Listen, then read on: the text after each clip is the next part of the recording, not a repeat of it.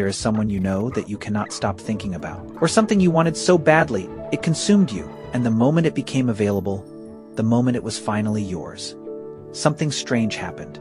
You stopped wanting it as much, and somewhere in the back of your mind you already know this pattern. You have lived it more than once. The thing you obsessed over, the person you couldn't get out of your head, the opportunity that felt like everything, and the quiet, almost embarrassing truth that followed when you finally got it. It wasn't quite what you imagined.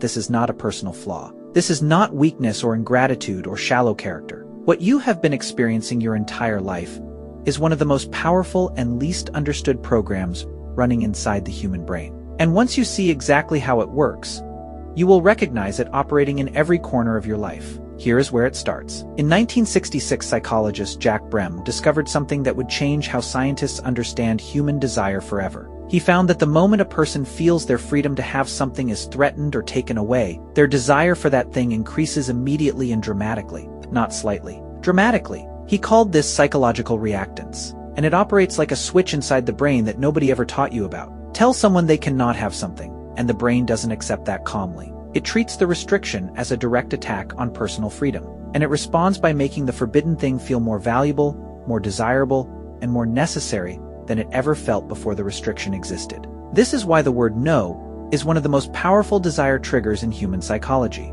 Not despite being a rejection, because of it. But something even deeper is driving this. Neuroscientist Wolfram Schultz spent decades studying dopamine neurons in the brain and discovered something that permanently changed how scientists understand reward. Dopamine does not fire when you get what you want. It fires when you are pursuing what you want. The brain's chemical reward system is wired for the chase, not the capture. This means your brain is neurochemically designed to make unavailable things feel irresistible, because unavailable things require pursuit. And pursuit is exactly where the brain releases its most powerful motivational chemicals. The moment you get the thing, the chase ends, and the dopamine drops. This is why the most exciting moment of wanting someone is often right before they want you back. Why the most thrilling part of chasing a goal is before you reach it. Why things that are just out of reach feel magnetic in a way that things already in your hands almost never do. Your brain is not broken.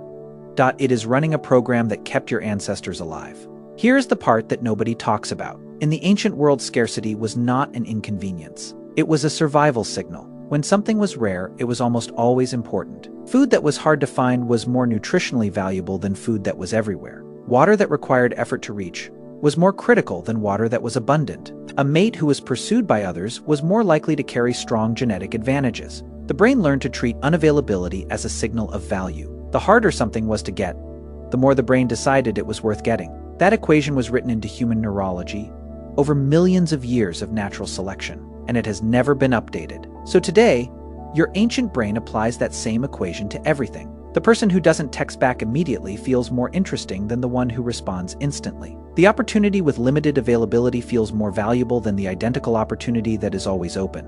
The item marked almost sold out feels more worth buying than the same item with hundreds in stock. None of this is rational. All of it is biological. But here is the most uncomfortable truth of everything you have just heard. The things you are currently obsessing over, the person you cannot stop thinking about, the opportunity that feels like it is slipping away, the life that feels just out of reach.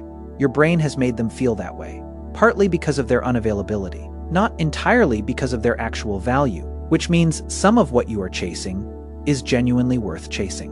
And some of it is an illusion created by distance, and your brain cannot tell the difference between the two. It just knows that it wants what it cannot fully have. The wanting is real. But what you are actually wanting is sometimes the feeling of the chase itself, the dopamine of the pursuit, the aliveness that comes from reaching towards something that hasn't said yes yet. And the moment it does say yes, the brain quietly begins scanning the horizon for the next thing just out of reach. This is not a cycle you can stop, but it is a cycle you can see, and seeing it clearly is the only thing that gives you any real choice about which things are actually worth the chase, and which ones only feel that way because your brain has been running the same ancient program since before history began. The next time you feel that pull towards something you cannot have, pause for just one moment, and ask yourself one honest question, do I want this? Or does my brain just want the wanting? That question will not always be easy to answer, but asking it is the difference between a life spent chasing what feels valuable and a life spent building what actually is.